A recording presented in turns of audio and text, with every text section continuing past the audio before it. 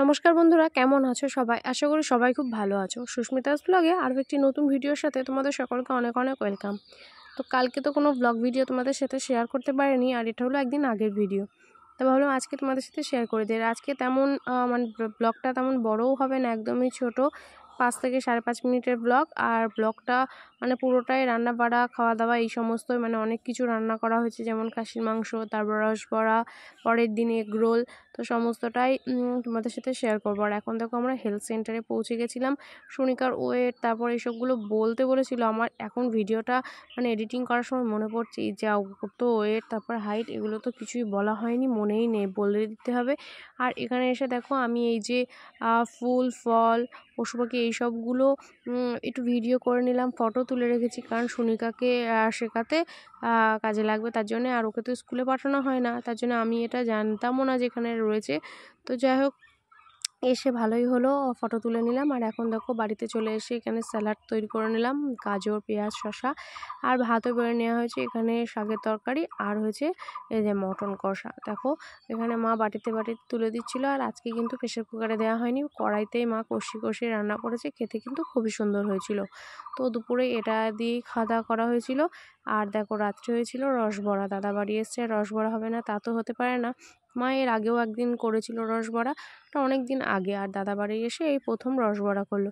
আর দাদা রসবড়া খেতে খুবই ভালোবাসে। আর রসবড়াগুলো দেখো কেমন ফুলে ফুলে উঠেছে, আর খেতেও খুব সুন্দর হয়েছিল। তারপরে দেখো পরের দিনের ভিডিও এটা। পরের দিন সকালে মাছ এনেছিল, এখানে ভোলা মাছ, কারণ ওর মাছের মধ্যেও ভোলা মাছ প্রিয়।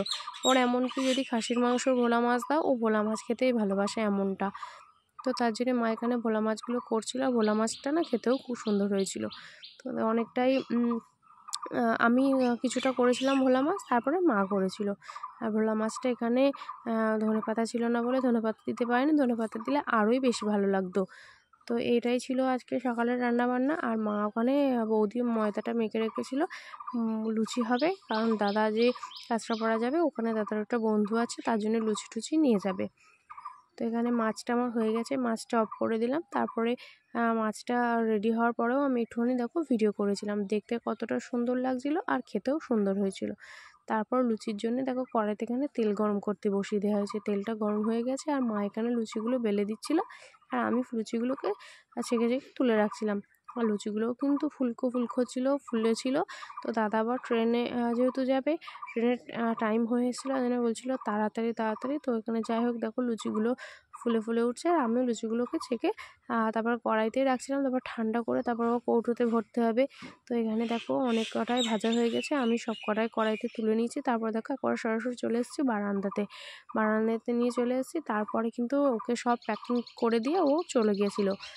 তারপর রাত্রে বাড়ি এসেও এখানে এগরোল। বললাম না যে আর কোনো কিছুই মানে ব্লগ মানে ভিডিও করা হয়নি, মানে ভিডিওই করা হয়নি, কারণ শনিকারও শরীরটা ভালো না, আর তার জন্যে। তা ভাবলাম যে কালকে যেহেতু ভিডিও দিইনি, আজকেও দেবো না। আর তার জন্য ভাবলাম তাহলে যেটুকু ভিডিও তোলা আছে সেটা তোমাদের সাথে শেয়ার করি। আর আমি তো এগরোলটা ভালোই বানাতে পারি, তো দাদাবাড়িতে এসছে আর এগরোল বানিয়ে দিলাম। তো এখানে দেখো প্রথমে যেমনভাবে আমি করি, পরোটাটা ভেজে নিলাম, তারপর কড়াইতে অল্প তেল দিয়ে ডিমটা ছেড়ে দিলাম, তারপরে উপরে যে পরোটাটা ভেজে রেখেছিলাম সেটা আস্তে আস্তে দিয়ে দেবো। আর আগে তো মা একেবারে শসা, পেঁয়াজ, কাঁচা লঙ্কা, গাজর হালকা সমস্তটাই একেবারে বানিয়ে রেখেছিলো জিরি করে কেটে। আর এইভাবে দেখো আমি বানিয়ে নিই এগরোলটা। তো আমি প্রথমে সবাইকার জন্য বানিয়ে দিলাম, তারপর লাস্টে আমি খাবো। আর আমি খেতে যাব তখনও সুনিকা একেবারে শসা এতটাই পরিমাণে ওর শসা গালের মধ্যে দিয়ে খেয়ে নিয়েছে, গলায় বেঁধে গেছিলো। তারপর কাস্তে কাস্তে সবটা বমি করে দিল। তারপর যেহেতু আমি বললাম যে আমি আগে এগরোল খেয়ে নেবো, তারপর পরিষ্কার করবো, তারপর মার সবটা পরিষ্কার টরিষ্কার করে দিল। আর আমি এখানে সাজিয়ে নিচ্ছিলাম না, মানে এটা সাজাতে সাজাতে ওই ঘরে ওকে মানে দিতে তারপর বমি করে ফেলেছিল। তো এখানে দেখো মা সসটা দিয়ে দিল। আর সসটা না ফ্রিজে যেহেতু ছিল, সসটা অনেকটাই জমে গেছিলো, মানে পড়তেই চাইছিল না, ঝাড়া দিয়ে দিয়ে পড়ছিল, মানে এতটাই জমে গেছে ঠান্ডায়।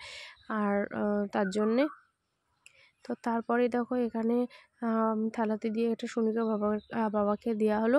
আর সুনিকা কিন্তু পাশেই আছে, তো ওই যে দেখো শসা খাচ্ছে, এই যে শসা খেতে খেতে বমি করে ফেলেছে। তো তারপর দেখো এখন আমিও নিয়ে নিয়েছি, এখানে আমিও লাস্ট আমি নিলাম সসটাকে একদম ভালো করে চারিদিকে মাখিয়ে নিলাম শসা দিয়ে। তারপর এখানে রোল করে খাওয়া হবে। তো খেতে সত্যি খুব সুন্দর, আর যারা একদমই মানে বাড়িতে পছন্দ করো না, এইভাবে বানিয়ে খেয়েও দেখো, খুবই ভালো লাগবে। তো চলো আজকের ভিডিওটা এই পর্যন্ত, দেখা হচ্ছে পরের ভিডিওতে। সবাই ভালো থেকো, সুস্থ থেকো, সবাইকে টাটা।